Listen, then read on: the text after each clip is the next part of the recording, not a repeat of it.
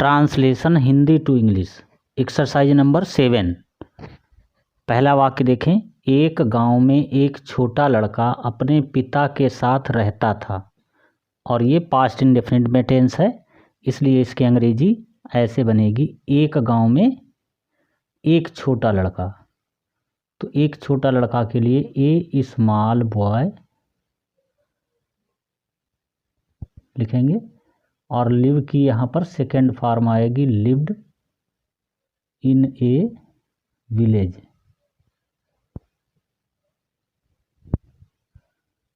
With his father, अपने पिता के साथ, विद हिज फादर। एक दिन उसके पिता ने उसे खेलने के लिए एक कुल्हाड़ी दी। तो एक दिन के लिए लिखेंगे वन डे हिज फादर, माने उसके पिताजी ने।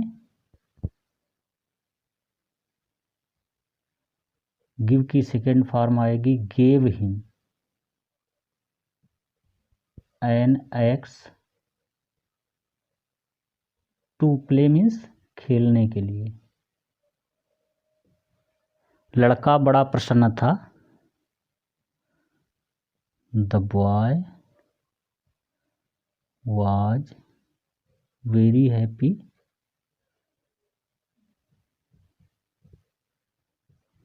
वह कुल्हाड़ी लेकर बाग में गया।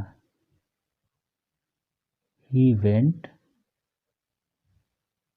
To garden with his axe, with his axe. वहां उसने कुल्हाड़ी से पेड़ों की जड़ों को काट डाला। There he cut the roots of trees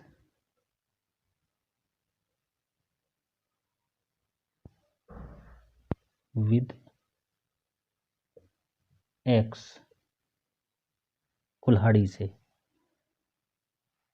उसके पिता को पेड़ बड़े प्यारे थे। हिज फादर लव्ड ट्रीज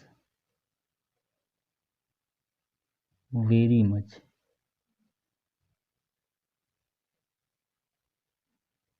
जब उसके पिता ने पेड़ों की दशा देखी, when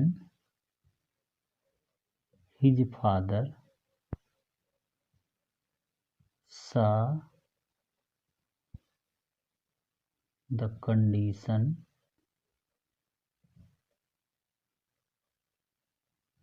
of trees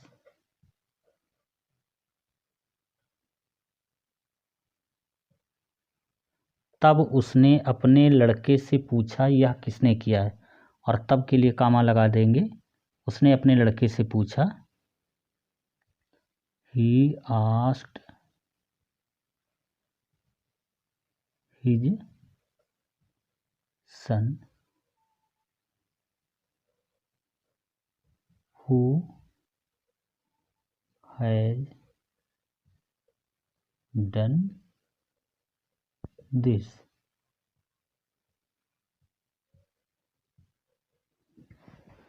अगला सेंटेंस देखें।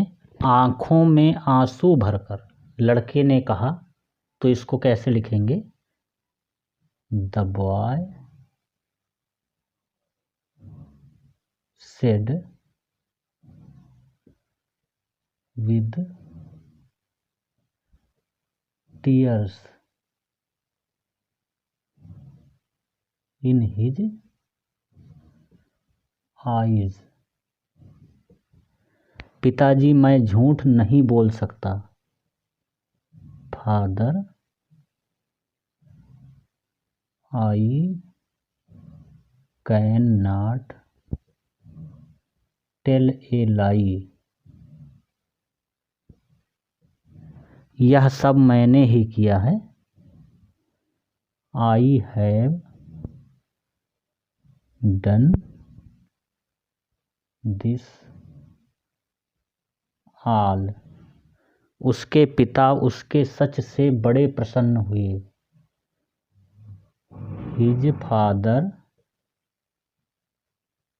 His father became very happy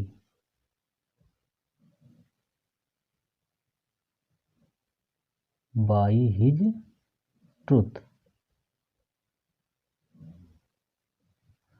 उन्होंने तुरंत उसे क्षमा कर दिया।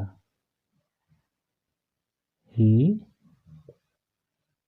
फॉरगेव हिम एट वंस माने तुरंत। इस लड़के का नाम जॉर्ज वाशिंगटन था। द नेम ऑफ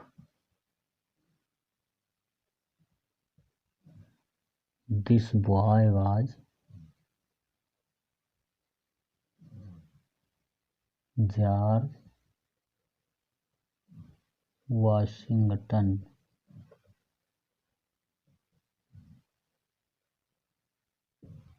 जो अमेरिका का प्रसिद्ध राष्ट्रपति हुआ। Who became a famous president